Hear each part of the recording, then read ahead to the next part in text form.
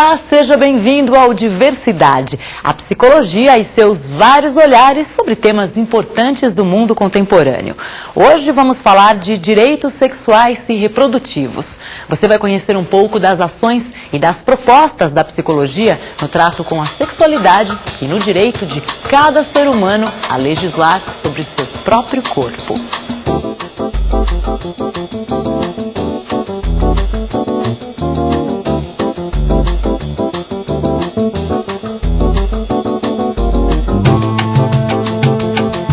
No programa de hoje você vai ver.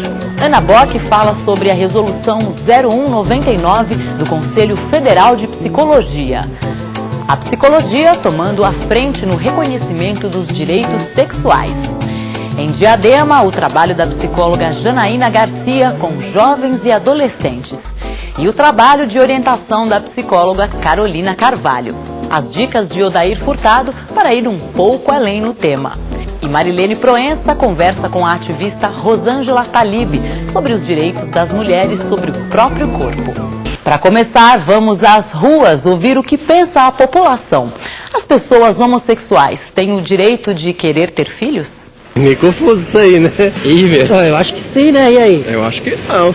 Se eles forem devidamente estruturados, financeiramente e emocionalmente? Pra mim, não. Eu acho que sim. É um ser humano como qualquer outro. Na minha opinião, não é bom pra criança, não é uma boa influência, digamos assim. Às vezes tem casal heterossexual que não consegue dar educação nenhuma para criança. O importante é que seja educado com a devida estrutura emocional, né? E com dignidade. O que vira a cabeça dessa criança para frente? Só Deus sabe. Eu acho melhor não arriscar. Nós vivemos num país machista e com certeza ela vai enfrentar uma série de barreiras, com certeza. Afinal das contas, não é bom, né, cara? Pela criação que eu tive, eu acho assim... eu prefiro o método convencional. É ruim, né? Porque vai ter muitos preconceitos. Meus colegas vão perguntar cadê sua mãe, ele vai ter 2 pais. A criança que vai sofrer depois, porque vai ser as escolas, vai ter a sociedade. Nesse mundo que a gente está vivendo hoje em dia aí, vai ser ruim, né? Olha, eu acho que a criança vai ter uma criação totalmente diferente da nossa, né? É meio complicado. É difícil a convivência da criança sem a mãe. E com 2 mães? Não. O que é que ele vai poder passar para uma criança, ele já sendo um homossexual? Seria bom pra criança que não tem uma família, né, cara? Independente deles serem homossexuais, mas já seria um plano de vida pra essa criança. Somente no caso da adoção. Eu acho que não. Por quê? Não pelo casal, pelo que a criança vai sofrer depois. O preconceito dentro do ambiente escolar. Gente, foi feito tudo tão certinho, tão bonitinho. O homem pra mulher, a mulher pro homem.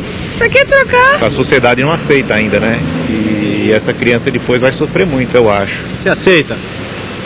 Como assim? Você aceitaria fazendo parte da sociedade? Ainda não. Quem comenta essas respostas é a psicóloga Edna Carrali. Edna fez seu doutorado em psicologia experimental na USP. É professora associada da PUC São Paulo, onde desenvolve estudos na área de saúde da mulher, com ênfase em higiene e sexualidade. É um aspecto que é importante, que está sendo apontado pelas pessoas. Essa criança terá preconceito. Se ela for educada para lidar com essa situação, se essa situação for conversada com ela, não vai ser problema para ela. Será problema se ela ficar o tempo inteiro querendo ter um pai e uma mãe quando ela está vivendo ou com dois homens que cumprem a função de pai e de mãe, ou 2 mulheres que também cumprem a função de pai e de mãe. Acho que o que é importante a gente lembrar que aquilo que vai garantir a saúde mental, a subjetividade das pessoas, é a organização geral da vida dessa pessoa.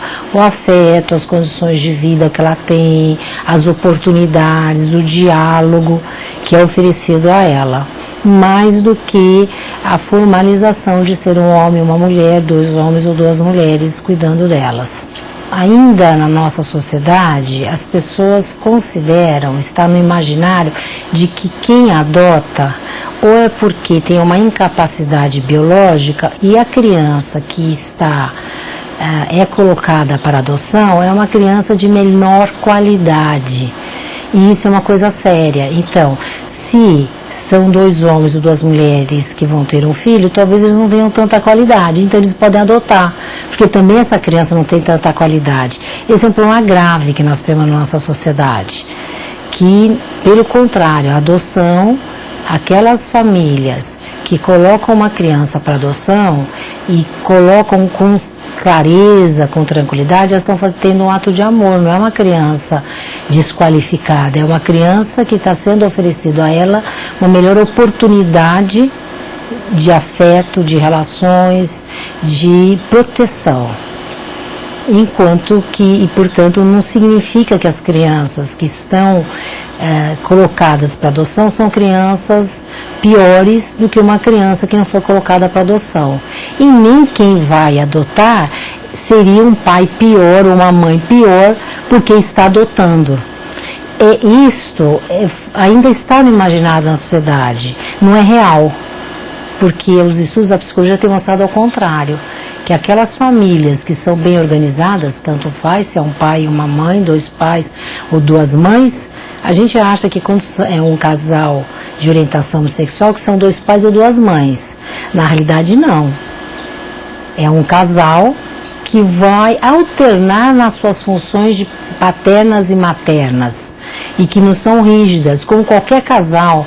Resolução 0199, um acerto de rota que colocou a psicologia na linha de frente da discussão sobre os direitos das pessoas homossexuais. O segundo dos 6 artigos da resolução é emblemático. Os psicólogos deverão contribuir com seu conhecimento para uma reflexão sobre o preconceito e o desaparecimento de discriminações e estigmatizações contra aqueles que apresentam comportamentos ou práticas homoeróticas. Quem fala sobre o processo de elaboração e a importância dessa resolução é a psicóloga Ana Bock. Ana é professora titular da PUC de São Paulo, atuando tanto na graduação quanto na pós-graduação em Psicologia da Educação. Tem várias publicações como organizadora ou coautora.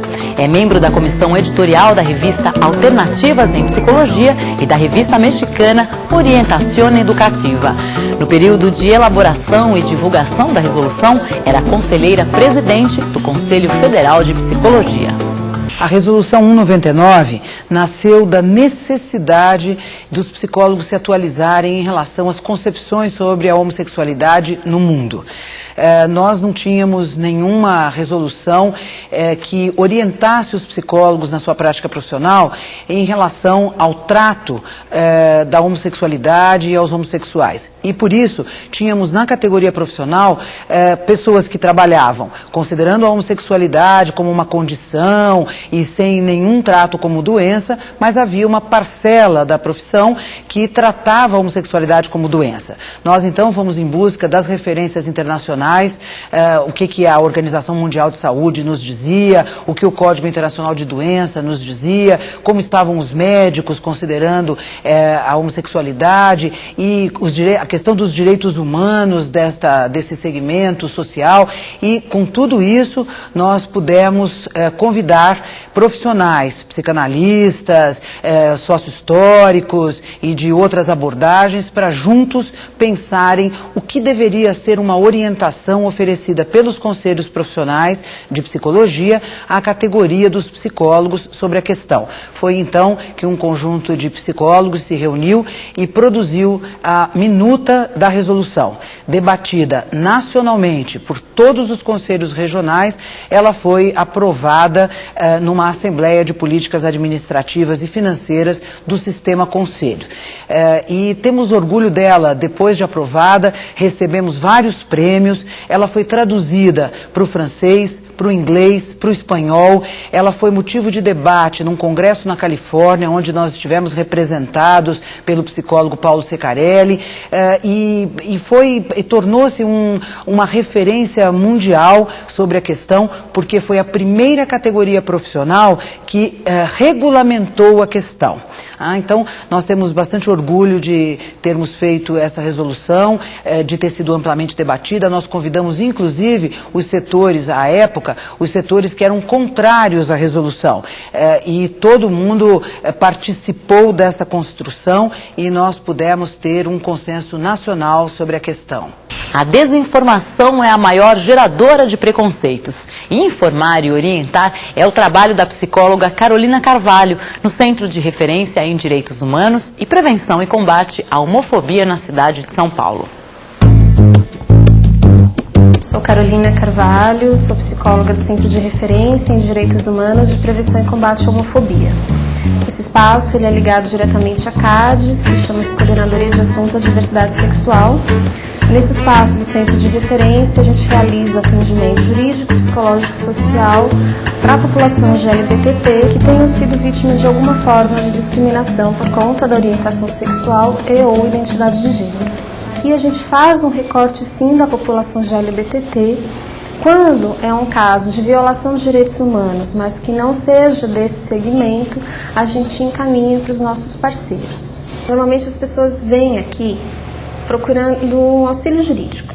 No atendimento interdisciplinar é que a gente consegue estar verificando a necessidade também da equipe social poder, de alguma forma, colaborar com aquele indivíduo e da equipe psicológica. A gente tentou fazer alguns grupos, especialmente voltados, por exemplo, às necessidades de trabalho, de reinserção no mercado de trabalho. Por exemplo, nosso segmento, por ele acabar sendo tão vulnerável, vou dar mais uma vez o exemplo das travestis, elas acabam não sabendo, às vezes, se colocar numa entrevista, que roupa usar, Então, assim, não era só um atendimento psicológico, mas era um trabalho em grupo, para que essas meninas elas pudessem ser reinseridas no mercado de trabalho. A psicologia, ela ainda foge um pouco das necessidades básicas, Então, eu tenho muita gente aqui vindo aqui que precisa de um lugar para dormir, que está com fome, Então, assim, para explicar a necessidade de um atendimento em grupo ou da psicoterapia, é algo que é muito difícil, Às vezes você não consegue nem explicar no primeiro atendimento. Às vezes você pede a pessoa para vir em outro momento, em que ela já não esteja mais com fome, que ela já está num albergue ou em algum outro espaço, e daí sim você consegue fazer a proposta da psicologia. A gente encontra poucos profissionais, mesmo fora da rede pública, que trabalhem com essa questão sem discriminar, sem aumentar o preconceito. Por exemplo, quando um pai ou uma mãe descobre que seu filho adolescente, vamos supor, ele é gay ou ela é lésbica, procura um profissional, e daí não é no sentido da cura, isso é que o profissional tem que deixar muito claro, mas é no sentido da orientação. A gente tem a nossa religião, nós temos muitos fatores que contribuem para que aquele adolescente seja considerado errado, pecador. Então, cabe ao profissional, psicólogo, orientar esse pai, orientar essa mãe e esse adolescente, que também foi criado nessa sociedade preconceituosa, para que ele saiba que ele não está errado, que ele não é um pecador. A visão que eu tenho é que ainda é uma área que falta profissionais capacitados, limpos de preconceito, para poder trabalhar com esse tema. Olá, amigos.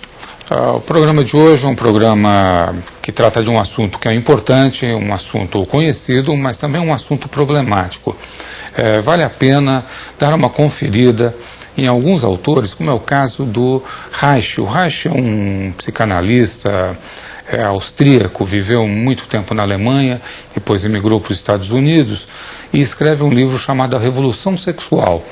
É um livro que foi um marco, inspirou toda a geração dos anos 70 e o nome de Revolução Sexual utilizado naquela época é inspirado nesse autor. Marilena Chauí, filósofa, professora na Universidade de São Paulo, faz uma análise bastante contundente, bastante profunda no livro Repressão Sexual, que é da editora Brasiliense. E Margarete Rago é uma historiadora e escreve Os Prazeres da Noite, Prostituição e Códigos de Sexualidade Feminina. Além de uma boa análise, ela faz o retrato de uma época, porque ela pega o final do século XIX até 1930. Vale a pena conferir. Um filme que eu acho muito interessante, eu gosto muito, é um filme lá da década de 80, se chama Montenegro e tem um subtítulo Pérola aos Porcos. É um filme de um iugoslavo, hoje montenegrino, que é o Dusan Makavejev. É um filme que trata aí de uma circunstância de vida na classe média alta na Suécia e imigrantes jugoslavos. Esse filme é bem interessante. No Conselho Regional de Psicologia de São Paulo e no Conselho Federal de Psicologia, vocês vão encontrar uma série que foi feita junto com a TV Futura. A série chama Não É O Que Parece. O nome já diz alguma coisa. E há um episódio que é o Diversidade, fala sobre o tema das diferenças, que discute bastante a questão da sexualidade, homossexualidade, a questão do homem, a questão da mulher. Vale a pena dar uma conferida. Vamos agora até Diadema conhecer Janaína Garcia. Janaína é psicóloga e trabalha com adolescentes e jovens. As questões da sexualidade discutidas e encenadas. Confira. Meu nome é Janaína, eu sou psicóloga do Programa Municipal de DST-AIDS e Hepatite de Diadema. E hoje eu vim para cá porque a gente tem um projeto de jovens multiplicadores aqui nesse espaço, que é do Grupo Estudantil de Base, uma ONG do município. A gente trabalha com os adolescentes questões de sexualidade, de DST, AIDS. E a questão dos jovens, né, e por que a gente tenta fazer uma coisa diferente, colocando teatro, balões, passar alguns filmes, é porque tem que ilustrar. Não adianta fazer uma palestra, né, para falar de sexualidade, uma palestra pura e simples para falar use camisinha, isso não funciona.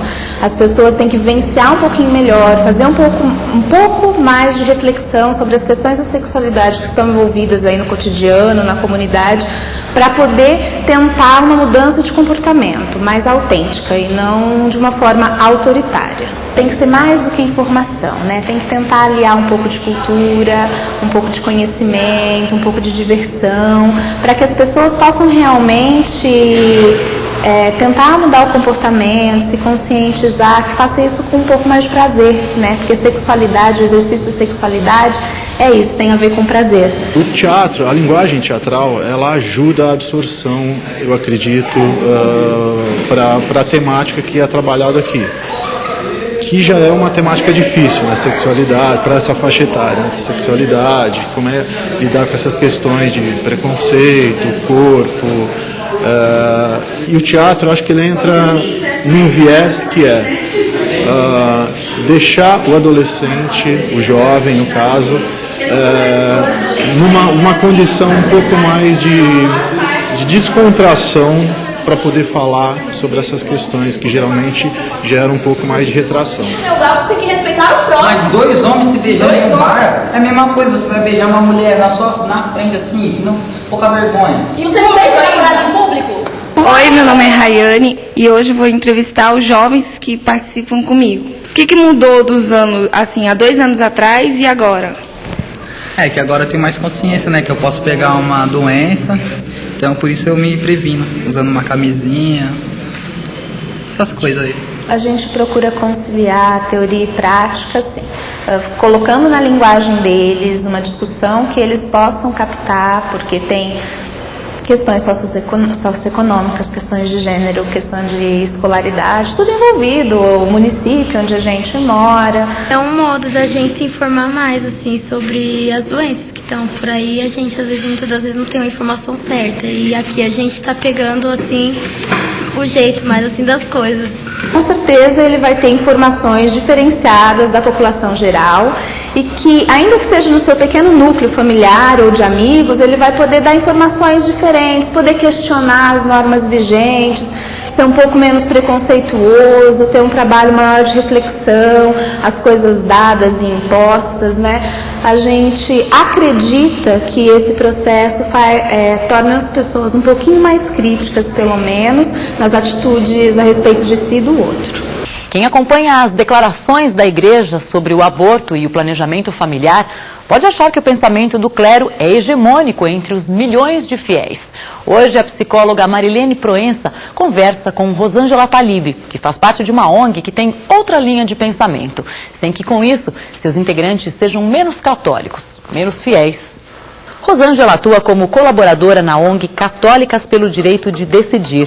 Formada em psicologia, é doutora em ciências da religião pela Universidade Metodista de São Paulo. O título de seu doutorado fala um pouco sobre suas convicções. Um impossível diálogo entre a moral católica e a posição ética dos profissionais que atuam nos serviços de aborto legal no Brasil.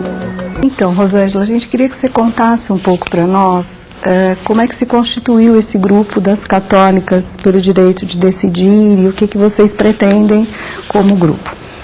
Bom, esse grupo se constitui aqui no Brasil há 15 anos atrás.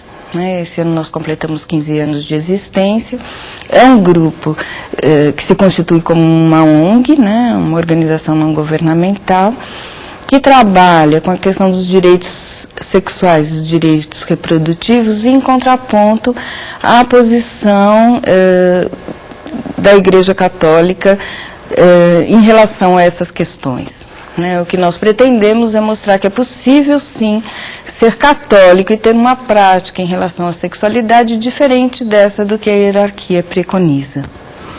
E o que vocês têm proposto, que discussões têm sido mais pautadas dentro do grupo de vocês? Bom, a gente tem trabalhado no âmbito dos direitos sexuais e dos direitos reprodutivos com organizações da sociedade civil, com a população de maneira geral, mostrando, em primeiro lugar, quais são os direitos da população, os direitos garantidos pela legislação brasileira em relação à sexualidade e à reprodução, e mostrando como esses direitos devem ou podem ser alcançados pela população, discutindo então temáticas como a homossexualidade, a questão do aborto, do planejamento familiar. Então são temas que a gente tem produzido material, livros, vídeos, material para rádios comunitárias, tentando mostrar para a população, ou tentando levar para a população uma discussão mais aprofundada sobre os seus direitos. E com relação aos direitos reprodutivos, isso é uma coisa muito nova, no cenário nacional, até a nomenclatura de direitos reprodutivos. O que vocês têm pensado sobre isso e como vocês têm trabalhado esse tema com a população, de maneira geral? Em relação aos direitos reprodutivos, a gente tem algumas frentes de trabalho. Temos uma que é integral. Atualmente nós fazemos parte da Secretaria Executiva das Jornadas pela Legalização do Aborto Legal e Seguro no Brasil, que na verdade, uma congregação de várias entidades feministas que trabalham a questão da saúde reprodutiva, ou que trabalham trabalham com mulheres, Então, essas organizações se uniram com uma estratégia de tentar a legalização do aborto no Brasil. Então, essa é uma. Tem uma outra frente de trabalho que tem um trabalho que a gente desenvolve nos hospitais públicos, tentando sensibilizar os profissionais para o atendimento ao aborto legal, porque o aborto no Brasil é um crime. Está lá escrito no Código Penal de 1940, no artigo 128, o aborto é um crime, só não é punível em 2 casos, quando praticado por médico, em 2 casos, quando há risco de vida da mulher, a gravidez traz risco de vida para a mulher, ou quando essa gravidez é resultado de uma violência sexual ou de um estupro. Então, nesses 2 casos, a legislação permite que a mulher interrompa a gravidez, se ela quiser, se ela assim o quiser, nos hospitais públicos.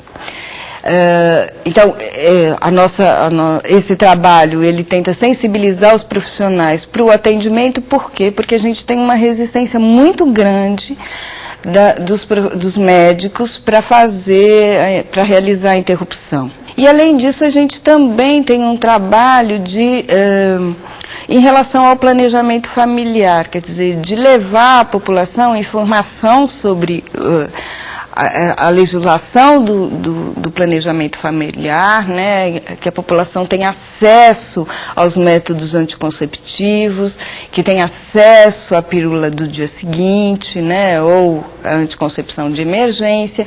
Então, divulgando à população a esses direitos. Acho que o centro, né, do trabalho que vocês estão realizando, ele foca na questão da informação, né? Quer dizer, a informação não como uma mera um conjunto de normas que devem ser seguidas, mas ao contrário, né, tentando problematizar algumas questões que são dadas como senso comum e que na verdade não tem consenso social entre elas, e tampouco um consenso científico, né, sobre essas informações, né. Acho que esse é um ponto importante aí do trabalho que vocês estão realizando. Principalmente, eu acho que atualmente é focado nos profissionais, quer dizer, mostrar ou tentar problematizar com os profissionais a questão da sexualidade, mostrando que não é tanto a questão da sexualidade como da reprodução, que elas não são simplesmente questões de fórum íntimo,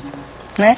Que existem políticas públicas, que existem meios, né, de você controlar a gravidez, de você ter o número de filhos que você quer ter. Quer dizer, você tem um conjunto de ações do Estado que propiciam um bem-estar maior, ou que pelo menos pretendem propiciar um bem-estar maior à população, e que muitas vezes não tem chegado aos cidadãos por falta de informação dos próprios profissionais, né?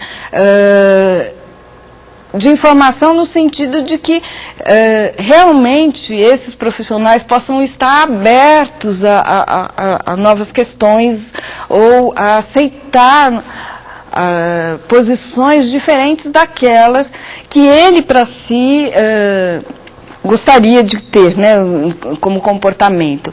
No caso do aborto, por exemplo, né, eu posso ser completamente contra, eu nunca faria um aborto, mas eu não posso exigir de uma outra mulher que pense igual a mim, né? E eu, como profissional de saúde, o que eu tenho a fazer é auxiliá-la, né?